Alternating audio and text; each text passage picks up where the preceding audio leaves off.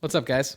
So today we're actually going to be talking about something that I've been looking So today we're going to be talking about something that I meant to talk about 2 weeks ago. A few weeks back, our friends over at 8BitDo announced that they were releasing some GameCube related hardware. They announced their GameCube controller mod kit, and they announced their retro receiver for the GameCube console. And like the good little shell that I am, I went ahead and ordered both of them. But we'll talk about the mod kit in another video, because this video is all about the retro receiver. So let's adjust the view. I'll show you what comes in the box. Don't worry, it's not much.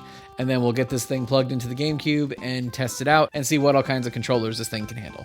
All right, let's do it. Much like their other receivers, this is a very, very simple unboxing. So it literally just pulls right out.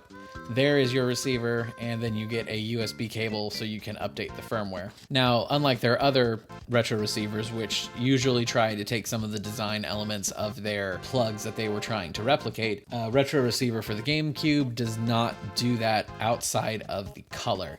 This is a very good color match to the Indigo GameCube and controllers. I don't have one on hand that I could compare it to, but it does appear to be a very good, very close color match to it. So if you have an Indigo console, this will plug in and blend right into it, almost like it was designed for it, you know? As I said, though, that's about the only design element that they took from the GameCube one, because the actual GameCube controller port is going to be a lot. This would be a lot harder to make a Bluetooth receiver for, just because there's a lot of hardware and junk that has to go into making one of these work, that the size just could not be shrunk down to be this size, to be this small, at least not in this day. And while they didn't go for this kind of an approach, I'm also a little surprised that they didn't go for a Wavebird kind of approach. Maybe there's just some kind of design copyright or something, that if they tried to do this, then it would be too obvious that they were trying to copy what Nintendo already did, and so they opted for their own design instead of trying to go with something that we are already familiar with. Either way, the design of it doesn't really matter so long as it is made well and functions. And I have to say, this thing does feel very well made. Much like 8BitDo's other receivers, there's no real give in the plastic at all. You can see the seams of where the pieces were put together, but that's fine. You could see those in Nintendo's ones too, like the mold marks here. Much like all their other retro receiver takes, I have no complaints here. It's very well designed.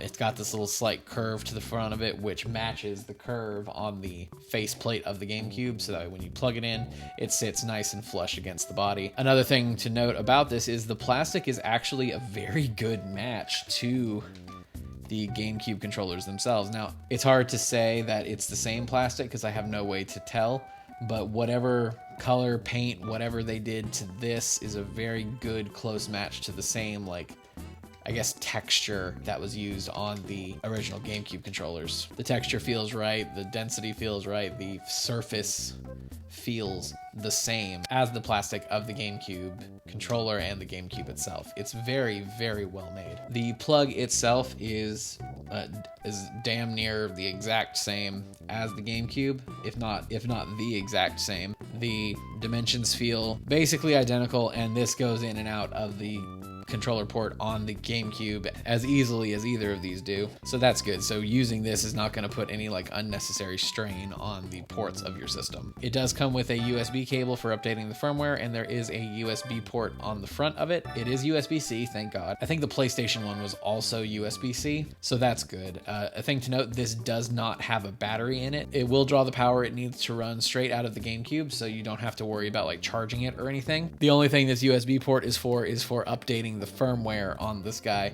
Or say you have an older rig, you can plug this into your computer and use this as a Bluetooth receiver for that. Something like that, though, is only for an older rig that might not have a Bluetooth card in it, though, so probably not something you'll need, but if you do, it's there. Beside that USB port, it also has a little indicator light to let you know whether or not it's paired or pairing or in its update mode, and the red pair button to actually connect controllers to it. We'll go over those, though, here in a few minutes. But for now, I do want to talk a little bit about the firmware updating process, because it's different for this guy than it is for every other receiver. So let's jump to the computer screen and we'll talk about that. And so we're just going to punch down and show you the computer screen. One very important thing to note about updating this guy is that you're not going to be able to use the 8BitDo's updater software, at least not yet. Or it looks like they're trying to push towards the second version of the Ultimate software. Unfortunately, it currently is Windows only. So it's a problem for me because, as you can see, I run generally on a Mac, but luckily there's plenty of like virtual machine options to get Windows up and running very easily on a Mac. I use UTM for this purpose personally. You can use that and it'll get Windows up and running.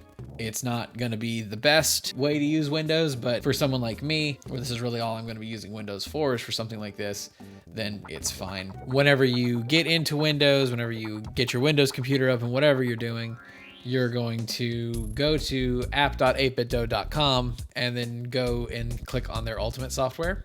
It's going to ask you what item you're wanting to update. Go down to select either the retro receiver or the mod kit. Either of those is going to take you to the download page for their Ultimate software V2. You'll get it, you'll download it, you'll install it, and then once you do that, it will show up here on your screen, and you can open it up. And once it opens, it always takes it a hot second. You're gonna need to get your receiver ready to update. And now to put this guy into update mode, you're going to hold the button down as you plug it into your computer. The light will start flashing green, and you can allow whatever you need to allow, and there is the receiver. You'll press the update button, and it will show you your current firmware version and a new version new versions of the firmware if they are available. Now it says V0.00, but I did actually update this firmware already, but I'm going to go ahead and do it again just to make sure that it's correct. One important thing you need to know is that the receiver here did not ship with firmware on it, so you do need to do this before you use it. It will work without doing it, but when I tried to use it straight out of the box, I had so many connection issues, so many problems getting any controller to work, including 8BitDo's own stuff. So just for your own sanity, just go ahead and update it before you use it. Otherwise, you're in for a bad time. But once you get it updated, it is ready to use, and we can get this guy plugged into the Gamecube and test it out. Now, we are going to run through a bunch of different controllers to show compatibility and stuff, but because we're going to be doing so many, I just want to show this off first. The actual pairing process, you get this guy plugged in, turn your cube on, and you'll see that this light here starts flashing. That means it's looking for a controller that it's already paired to. If you press the button, it starts flashing quickly. That is it entering its pairing mode. I'm going to demonstrate here with the 8BitDo Pro 2 controller. You're going to want to put this guy, I think it might work in any of the settings, but I personally like to put it in either D or X input mode for this. You'll turn it on, so you can see it's on. And then you'll set this guy into pairing mode by holding that button, and it will enter pairing mode. There it goes. And it finds it almost immediately. As you can see, this got solid, this went solid, and this actually vibrated in my hand. And so we are connected, and that is the process of connecting the controllers. You can put your controller into pairing mode, press this button, and you should be good to go if it supports it. I'm going to be showing the footage in a different way, so this is going to be a little bit harder to show the input lag per controller, but just know that the input lag is more or less identical no matter which controller you're using. So I'm just going to show you it with the Pro 2 here, and then we'll move on to show compatibility. So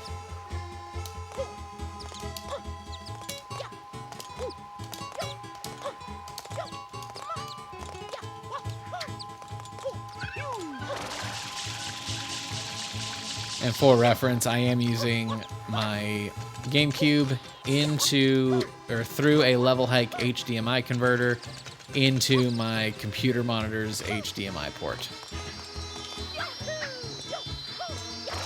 So whatever input lag that might create as well should be accounted for too. But this is entirely playable. I actually very recently played through Sonic Adventure using this exact setup, so I have no complaints.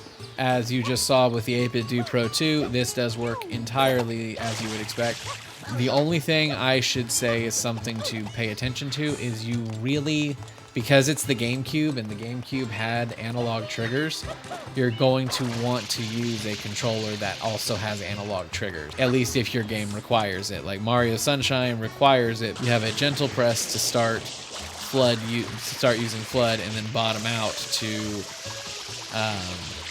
go into your standstill mode so you can actually aim. And that's something that I'm glad that this receiver actually does. It does have that threshold preset into it where your button goes from the analog slide to that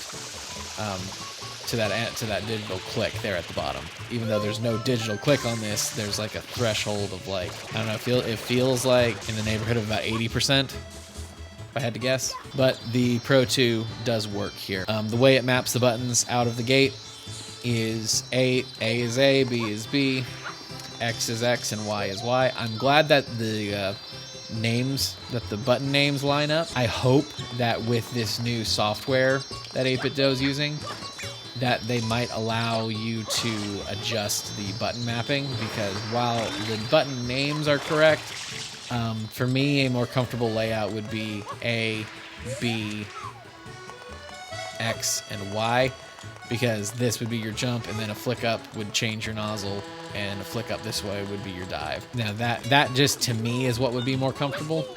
But if the default layout is what you like, then hey, more power to you. But okay, now we're gonna trade controllers, and we're gonna run through a few different ones just to see how they behave. Again, you're gonna want something though with an analog trigger. So we're gonna move that out of the way, and we're gonna do it with a PS4 controller here. Now to get this guy into pairing mode, it's hold down the PlayStation button and the share button until the light on the back starts flashing. Once it's flashing, you can hit the pair button on the system, and then when that light goes solid, you're good to go. And it also vibrated to let me know it connected. As you can see, it does work. And even though the button names are different, the layout is still the same. The circle here is your jump, X is your dive, triangle is your X button, and square is your Y button. And this controller also supports the threshold point for the digital click, which I really appreciate. Okay, I've got a DualSense controller here. It vibrated, it lit up, and we are good to go. And this also supports the threshold for the digital click on the left and right on the L and R buttons. We've got an Xbox One controller here. Let's put it into pairing mode. It did not vibrate, but up there it goes. It did just vibrate. We got the solid color, and we are good to go. Now, unlike their other Bluetooth receivers, which had a different button layout for the Xbox controllers, also that button layout did not make sense, this Xbox One controller is the exact same layout as the PlayStation controllers, which is good. It also supports the threshold for the digital click on the L and R button, although it's about more at like 50%, which I don't know if that's good or not. Again, hopefully soon with an update to that Ultimate software that we'll be able to remap things and maybe be able to change the threshold for that depending on what controller we're using. Or maybe we can change the expected threshold of the receiver, so that way we can maybe make that a little bit make that digital click a little bit tighter before it registers at the bottom out. And then we also have an Xbox Series controller here, which we're gonna try out. There we go. It registered as well. That one's a little better as far as the bottoming out of the R button, and its button layout is exactly the same as all the others have been, which is great to see. I'm glad the consistency of the button layouts has gotten better.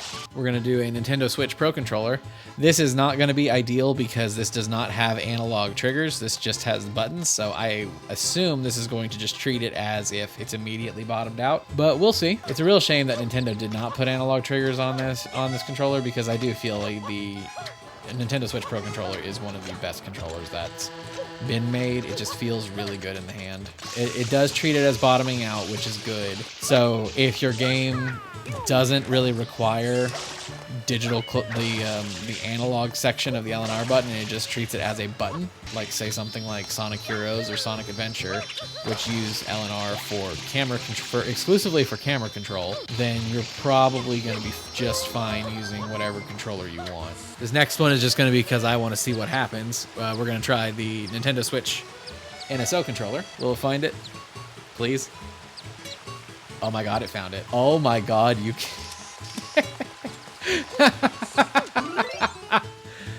Oh, wait. So it does work. You can do your platforming with it. There's no C-stick, so there's no camera control, and there's no button to use FLUDD. So if you just want to do Mario platforming with this, and you're okay using the Z button to just center the camera behind Mario, then you can go for it.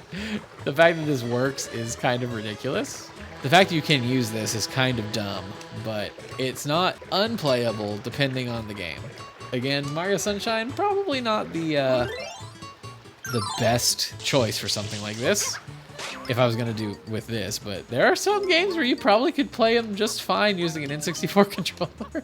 And like the buttons themselves feel really good for what you're doing. I think just because it's Mario, and then C left and C up are your X and Y buttons. Like if it had honestly been C down, C up, and then left and right were some way to left and right on the C sticks, some gave you some semblance of camera control, this would actually be very playable, but it's not, so it's a shame.